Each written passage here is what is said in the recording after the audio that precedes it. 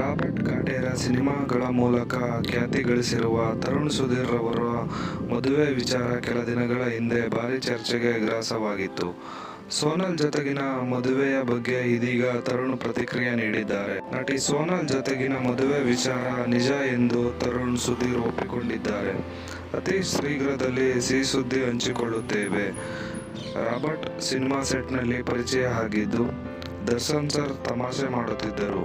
ಇತ್ತೀಚೆಗೆ ತರುಣ್ ತಾಯಿ ಮಾಲತಿ ಕೂಡ ಮದುವೆ ಬಗ್ಗೆ ಮಾತನಾಡಿ, ಮಗನ ಮದುವೆ ದಿನಾಂಕ ಫಿಕ್ಸ್ ಆಗಿಲ್ಲ, ಆಷಾಢ ಮಾಸ ಅಲ್ವಾ, ಕನ್ಫರ್ಮ್ ಆದ್ಮೇಲೆ ಹೇಳ್ತೇವೆ. ಮದುವೆ ಚಿತ್ರಗಳು ಅಷ್ಟು ಬೇಗ ಸಿಗ್ತಿಲ್ಲ.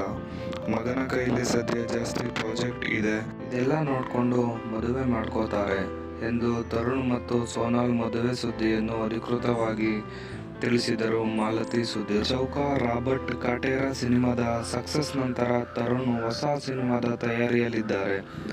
ಇದರ ನಡುವೆ ತರುಣ್ ಶೋ ಒಂದರ ಜಡ್ಜ್ ಆಗಿದ್ದಾರೆ.